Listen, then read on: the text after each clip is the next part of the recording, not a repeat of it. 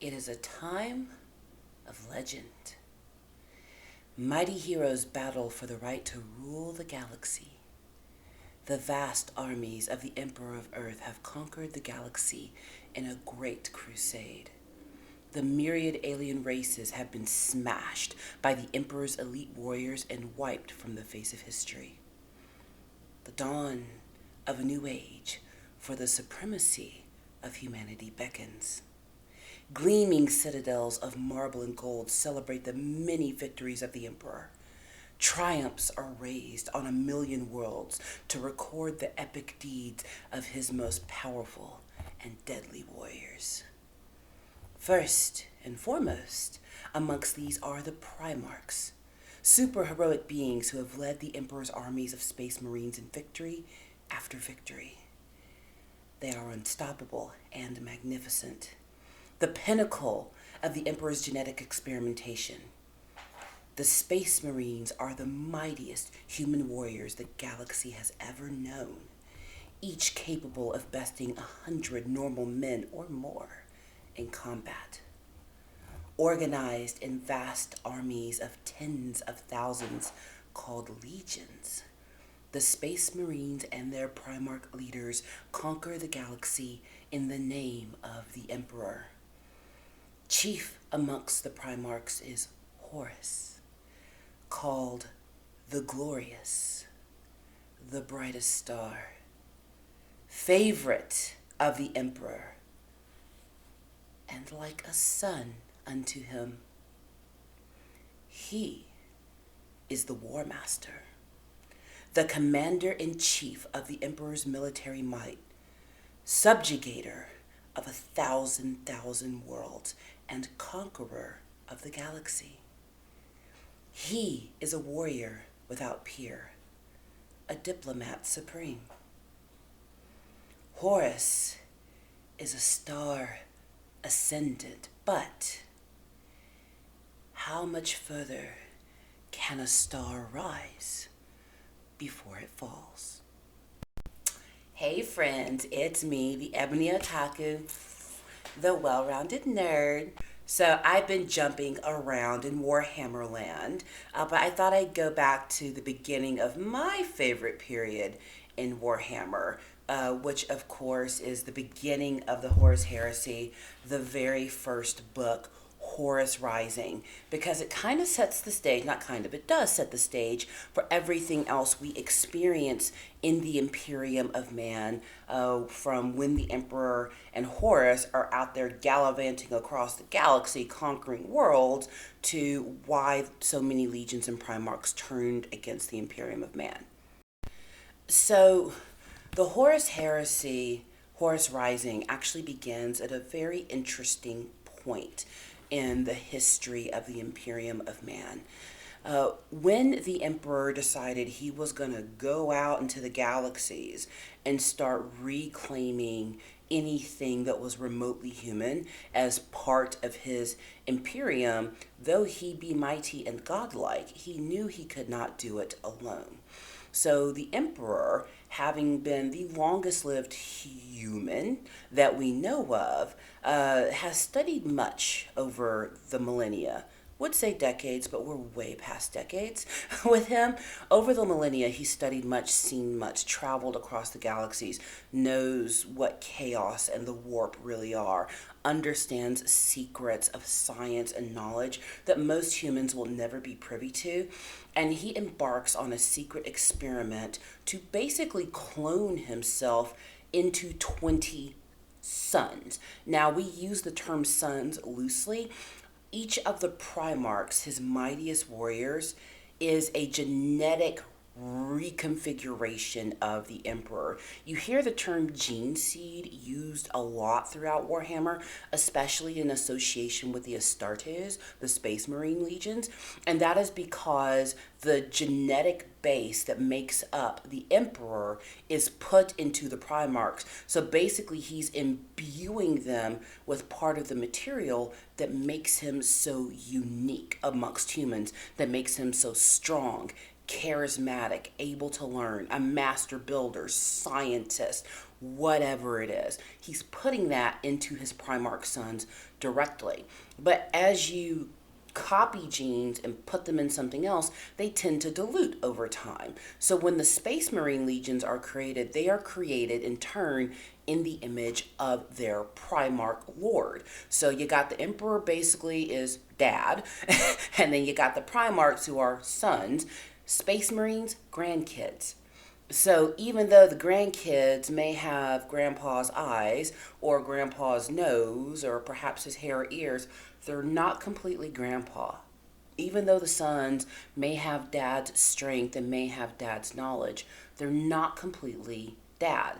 The emperor is unique amongst humans, having been one who has lived from our time. When I say our time, back to what we consider ancient human history, back to when pyramids were built, back to when the First Nations were crossing over the Bering Strait, back to when our ancestors were in caves chiseling on walls. He's been around for all of that. So when he creates his Primarch sons, he not only puts the best of himself in them, he attempts to put the best of humanity in them. But there's the rub. One of the really cool things I love that Games Workshop and the Black Library did in creating the Primarch Legions is everyone can find a legion they identify with. Not just racially or culturally, but just in human quality and personality as well. If you really start getting into the lore of legions and how they became what they are, Games Workshop and Black Library were very intentional to make sure they could reach as wide an audience as possible through diversity and inclusion. And honestly, I'm here for it, because in the Imperium of Man, everyone's equal. Men, women, children, don't matter. We are all just here to serve the Emperor. You want to talk about a series that really understands what diversity and inclusion should look like? Non-discriminatory, everybody's on the same level. Yeah, that would be the Warhammer series, but I digress. So the Primarchs were created in secret initially.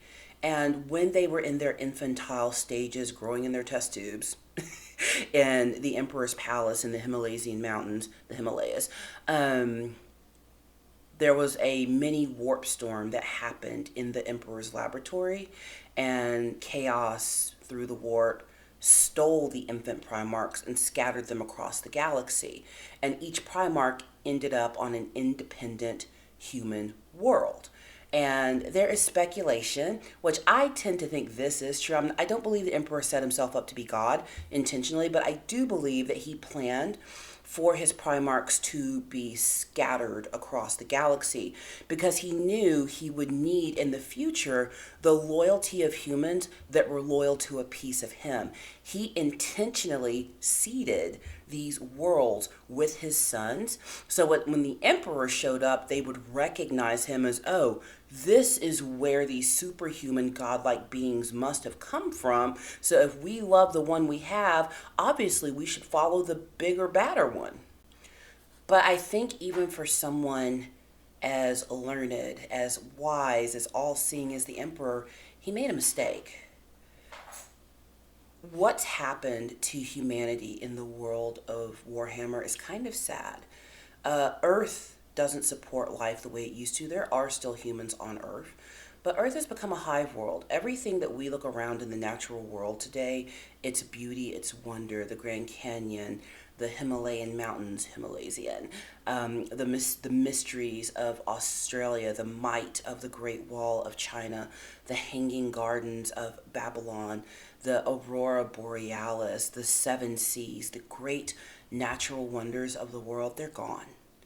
Humans have destroyed Earth, turned it into a colony of hive cities.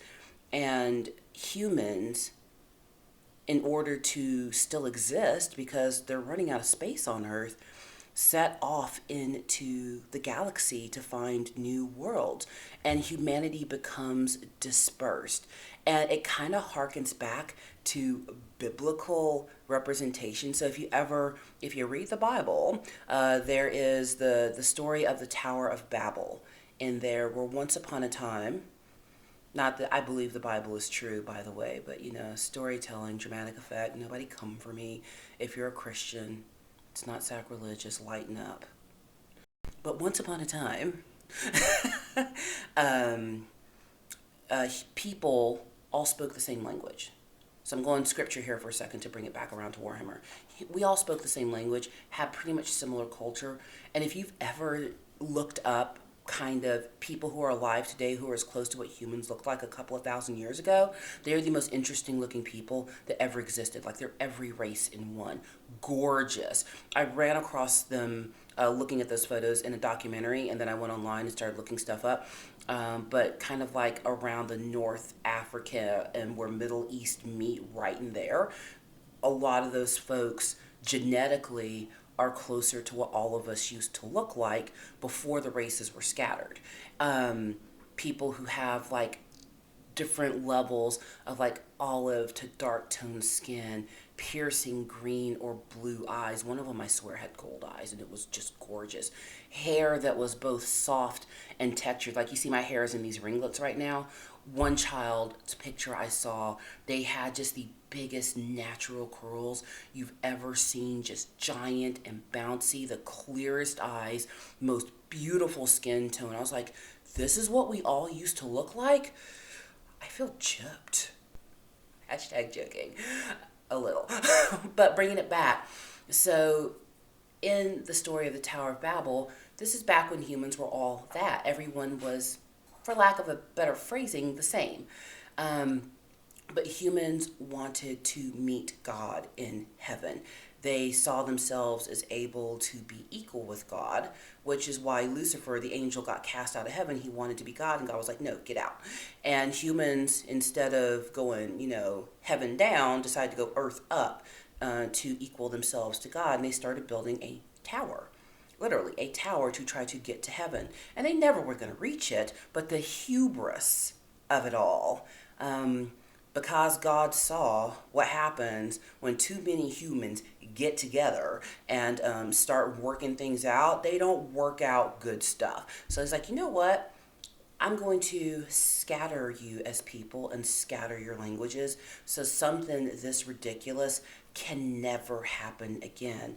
And God intentionally scattered humanity, and those who found languages that were like their own that they could then understand, because remember, you go from everybody speaking one language and having a similar culture to disparate cultures and languages now found each other and separated across the continents, which is why we have, genetic security across cultures. The reason I'm dark is because the people who spoke the languages that are alike that inhabited Africa, well, they tended to be darker skinned. And over time, whether you believe in evolution or whatever is not, we change and adapt to our environments. And people who look like me that, flooded Africa, over time, they changed and adapted, and nature made them able to live there. Our friends who live in Asia, over time, changed, adapted, perfect for that environment. You look at our friends who inhabit the nations in South America. There's a reason we all look different. And it's genetic isolation due to language and culture diversity.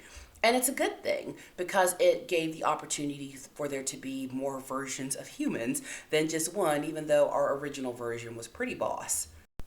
But that's what's happened in humanity here in the Warhammer universe. Earth became something where humans shouldn't be for the most part anymore.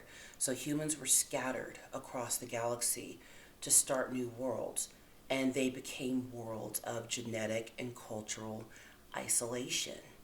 And when the Primarchs were scattered amongst those worlds, they wound up in very unique human cultures, which of course in modern times, our time, we understand that, this one's representing Asian culture, this one's representing African culture, this one's European, this one's Spanish. We get that, but they did that intentionally so we could all find a legion we love. And we could all build an army that we're like, yes, I identify with this army. But where the emperor messed up, because he's not God, even though they worship him in 40K as God, he's not God, never intended to be God, was not realizing that in some cases, because the Primarchs were not raised with the emperor, there was a chance their loyalty could lean somewhere else besides the emperor, because even though that's their gene father, he didn't raise them. Happens all the time. And then the same thing with the Space Marine legions that were raised under them. With those legions who are the gene seeds of the Primarchs, now they're a step removed from the Emperor, would they be more loyal to their Primarch, to the Emperor, or to humanity? By scattering, and I think it was intentional, by scattering the Primarchs across the galaxy, the Emperor took a great risk. Because when he showed up to each of those worlds to reclaim his sons, internally, those sons already knew, I think, if they were going to remain loyal to this person who showed up and said, I'm your daddy. Kind of like, okay, don't laugh at this, but let's think about Guardians of the Galaxy. You know, Quirrell is introduced to his real father in the second movie, who is basically a godlike being, but he was just planting his seeds all over these planets in a bid to take over the universe. Quirrell was just one of many until he made a perfect child, but he was raised by a troop of bandits when he was taken off of Earth, and that was his true family. So when it was a choice between Mary Poppins and Ego, come on, funny. But when he had a choice between the man who abandoned him and the man who raised him, he's going to be loyal to who raised him. And that's what happened with Quirrell. Because even though Quirrell is technically the son of a god, that god abandoned him. So why would he be a part of Ego's plan? When the Primarchs fully mature and understand the world, chaos, and everything as it truly is, they understand that possibly their father abandoned them. Because as the Emperor is making his war across the galaxy to reclaim all these different human races, and some of them aren't as human as they used to be because time and genetics are real, but if they're just human enough, the Emperor wants to force them, by hook or by crook, into the Imperium of Man. He and Horus, the first found son, warred across the galaxy together for centuries until other Primarchs were found. And Horus was the strongest, the noblest, and the brightest of all of them. And his lost father was found. And they were reunited. And they made war together because the Primarchs are creatures of war. They like making war, except Lorgar. But they like making war. They're into it. But then the Emperor almost does exactly what he did before, and in the eyes of Horus, abandons him. The Emperor, after recovering all of his gene sons, setting up all of the legions, goes back to Terra to continue experiments in secret and leaves Horus in charge of all of his armies. And that opens things up to great change because Horus is then made War Master. And he, for all intents and purposes, is Emperor to his brother Primarchs and their legions because the Emperor is secluded in his laboratories. And those same feelings of abandonment start to rise up again. First, my father scattered us across the galaxy, came and found us, and now he's left us again. Is it because he trusts us? Or in that laboratory under the Himalayan mountains, is he doing something akin to when he created us to replace us? So that's the mindset that starts off the Horus Heresy. It's deep. Put your hip waders on. We going deep. So now we're introduced to Horus. And at the beginning of the Horus Heresy, everything's still kind of in like celebration mode. The Emperor's just gone back to Terra. Horus is War Master. Everyone's happy. Let's do the thing. Horus has a kitchen cabinet. Have you ever heard that term? get on you for being a history buff, but Horus has his little kitchen cabinet, and it is called the Morninval. They are his closest advisors amongst his legionaries. And the reason he has them is he needs people, even as the War Master and greatest amongst the Primarch sons, he has people he wants to bounce ideas off of. Not so much to get advice back, but they're almost like yes men who can offer another idea, but they know their idea is not going to be accepted. Kitchen cabinet. But they are the most trusted of his captains, of his generals. And there are 4 captains who are in the Morninval. One of them is actually killed in battle at the beginning of Horus Rising, and they're deciding who's going to replace him. And our 4 Morninval members who are so pivotal in the rest of the story are named early on. 2 original members that end up turning to chaos with Horus are, one, Ezekiel Abaddon. His last name is Abaddon. If you've ever gone far into horror, sci-fi, Abaddon is the name of a demon. So again, Fabius Bile, y'all didn't know he was going to be evil? But he ends up, once he turns to chaos, becoming Abaddon the Despoiler. What a name. Nobody knew he was going to be evil. One of my favorite found footage movies, there's actually a setting called the Abaddon Hotel, which is a play on Abaddon, but they just say it differently. The Demon Hotel, basically. And I think Abaddon, if I think back to some of my biblical learning, that's one of the few named demons in the Bible. So that's a thing. Nobody knew he was going to be evil, but he's number 1 in the Morninval.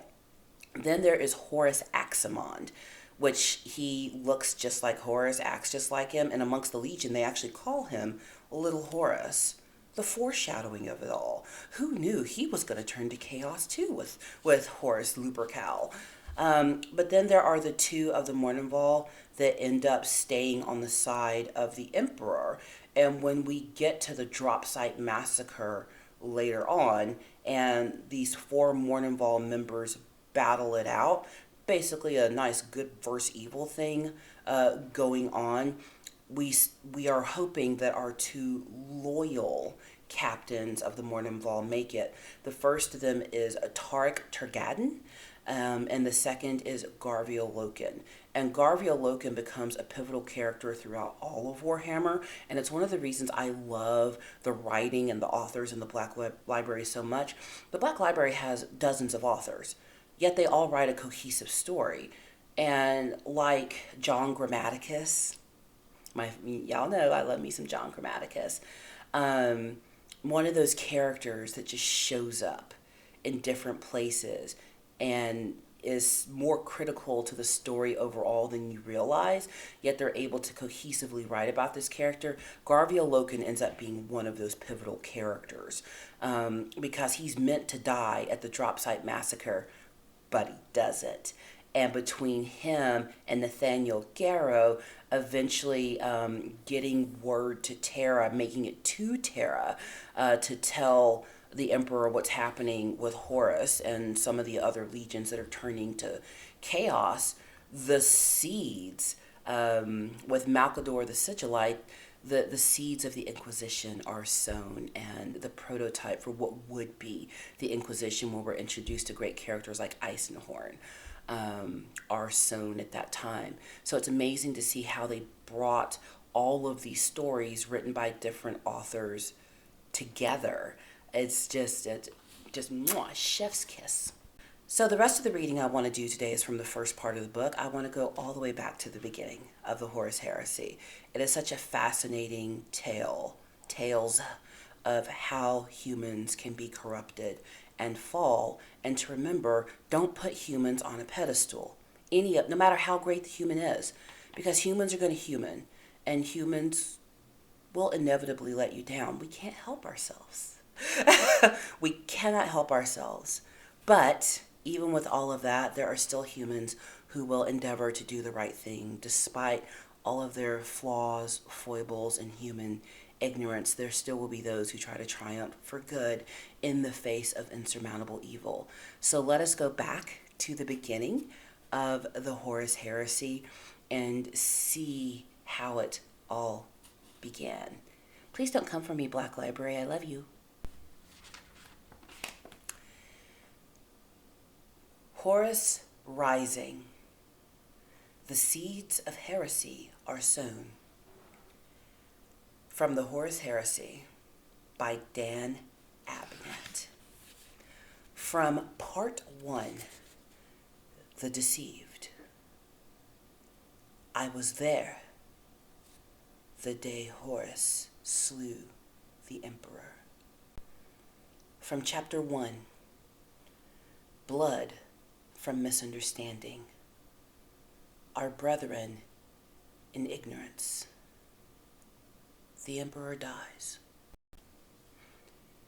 I was there, he would say afterwards, until afterwards became a time quite devoid of laughter. I was there the day Horus slew the Emperor. It was a delicious conceit, and his comrades would chuckle at the sheer treason of it. The story was a good one.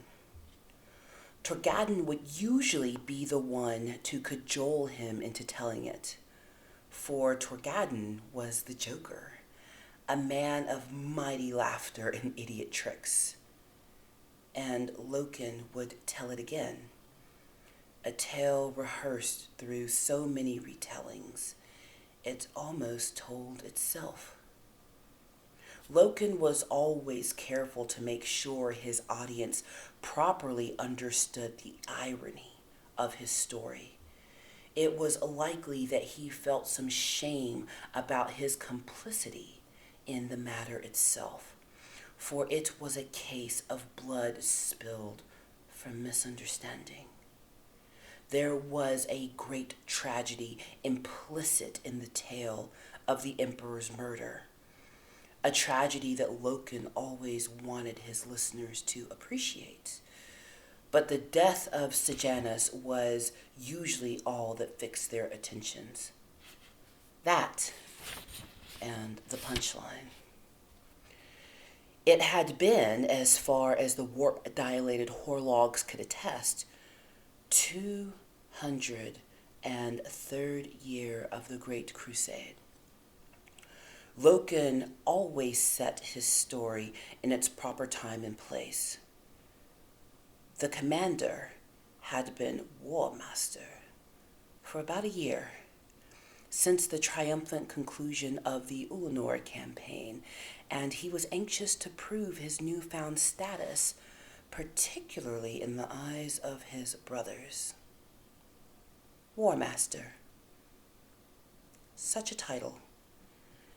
The fit was still new and unnatural, not yet worn in. It was a strange time to be abroad amongst the stars. They had been doing what they had been doing for 2 centuries. But now it felt unfamiliar. It was a start of things and an ending, too. The ships of the 63rd expedition came upon the Imperium by chance. A sudden etheric storm, later declared providential by Melagurst, forced a route alteration, and they translated into the edges of a system comprising 9 worlds. 9 worlds circling a yellow sun. Detecting the shoal of rugged expedition warships on a station at the out-system edges, the Emperor first demanded to know their occupation and agenda. Then he painstakingly corrected what he saw as the multifarious errors in their response. Then he demanded fealty. He was, he explained, the Emperor of mankind. He had stoically shepherded his peoples through the miserable epoch of warp storms and through the age of strife, staunchly maintaining the rule and law of man. This had been expected of him, he declared. He had kept the flame of human culture alight through the aching isolation of old night. He had sustained this precious vital fragment and kept it intact until such time as the scattered diaspora of humanity reestablished contact. He rejoiced that such a time was now at hand. His soul leapt to see the orphan ships returning to the heart of the Imperium. Everything was ready and waiting. Everything had been preserved. The orphans would be embraced to his bosom, then the great scheme of rebuilding would begin, and the Imperium of mankind would stretch itself out again across the stars, as was its birthright. As soon as they showed him proper fealty as the emperor of mankind.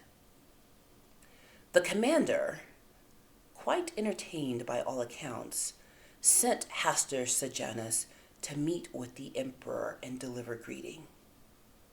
Sejanus was the commander's favorite, not as a proud or irascible as Abaddon, nor as ruthless as Sidire, nor even as solid or venerable as Iacton Cruz. Sejanus was the perfect captain, tempered evenly in all respects, a warrior and a diplomat in equal measure. Sejanus's martial record, second only to Abaddon's, was easily forgotten when in the company with man himself. A beautiful man, Loken would say, building his tale, a beautiful man adored by all. No finer figure in mark for plate than Hastur Sejanus. That he is remembered and his deeds celebrated, even here amongst us, speaks of Sejanus's qualities, the noblest hero of the Great Crusade. That was how Loken would describe him to the eager listeners. In future times, he will be recalled with such fondness that men will name their sons after him. Sejanus, with a squad of his finest warriors from the 4th Company, traveled in system in a gilded barge and received for audience by the emperor at his palace on the 3rd planet, and killed, murdered, hacked down on the onyx floor of the palace even as he stood before the emperor's golden throne. Sejanus and his glory squad, Deimos, Malsandar, Gorthoi, and the rest, all slaughtered by the emperor's elite guard, the so-called Invisibles. Apparently, Sejanus had not offered correct fealty. Indelicately, he had suggested there might actually be another emperor. The commander's grief was absolute. He had loved Sejanus like a son. They had warred side by side to effect compliance on 100 worlds.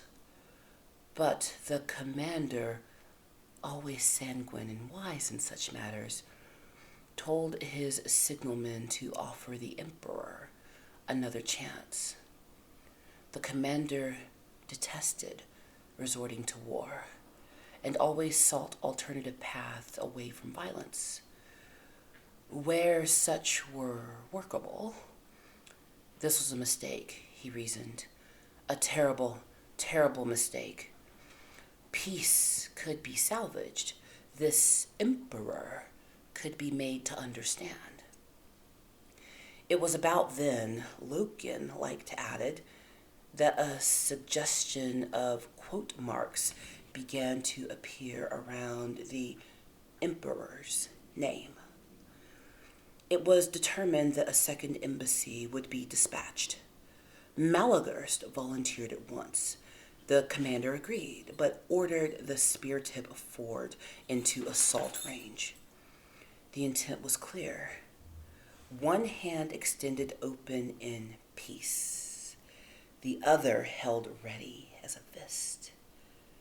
If the second embassy failed, or was similarly met with violence, then the first would already be in position to strike.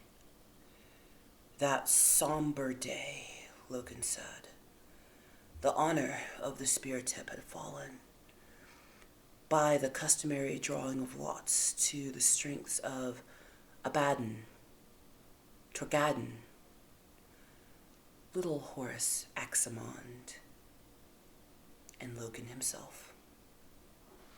At the order, battle musters began. The ships on the spear tip slipped forward, running under obscurement. On weapons were issued and certified. Oaths of moment were sworn and witnessed. Armor was machined into place around the anointed bodies of the chosen.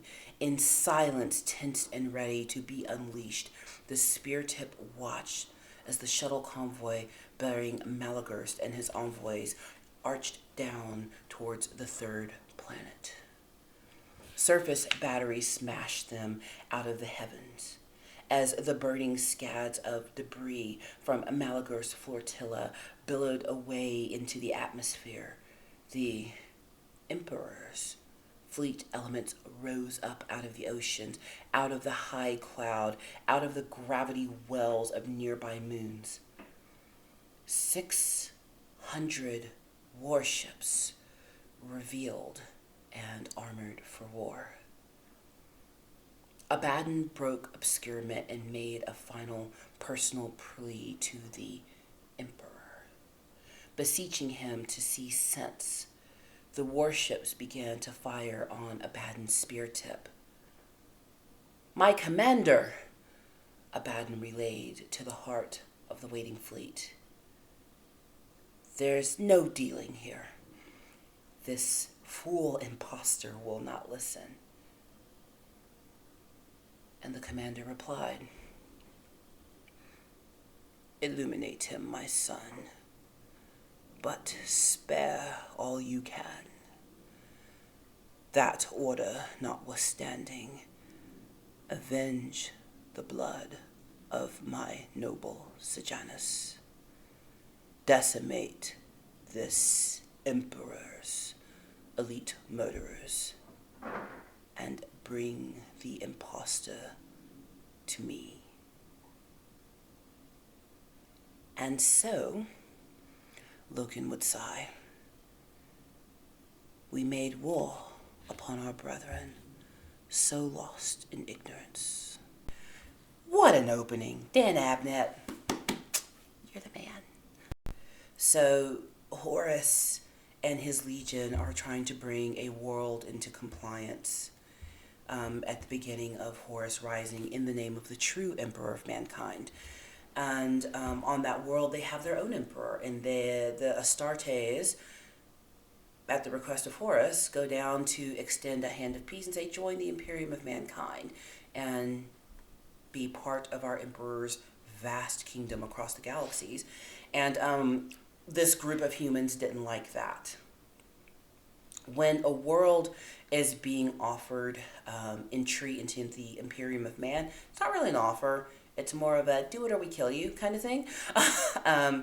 When that's happening, they call that compliance. Horus and his captains are attempting to bring a world into compliance, and Sejanus, who was an original member of the Mournenval, is sent down to make that diplomatic entreaty. And that human world, their emperor, kills him for daring to suggest there's another emperor out there. And Horus doesn't want to immediately destroy this human world because it is a world of humans. He exists to bring worlds into compliance for his father, the emperor. So he doesn't just want to immediately destroy them, but they have their battle fleets ready. And when they kill Sejanus, Horus's favorite, He's like, I'm gonna give him one more chance, and I'm gonna bring said hammer all the way down. And Loken, as we see, is the beginner of part of that party that goes down with others. And after this particular compliance campaign, Loken is then inducted into the Morning Vault to replace Sejanus and becomes close to the Emperor. I'm sorry, not the Emperor. He becomes close to Horus. And this is important. The reason we open with Loken telling the story is the first 3 books of the Horus Heresy, even though they're not all told from a position of I, they are from the perspective of Garviel Loken. When he becomes part of Horus's inner circle, he is a first-hand witness to the fall of his Primarch to chaos, to his fellow legionaries falling to chaos, and becomes part of the loyalists who want to get word to the Emperor of Mankind of what's happening. Right now, Horus is just a year into being the War Master and still very much loyal to the Emperor of Mankind, his father. But that's 365 days out of several hundred years of war. It takes a moment for minds, hearts, and time of separation to get people to start thinking other things.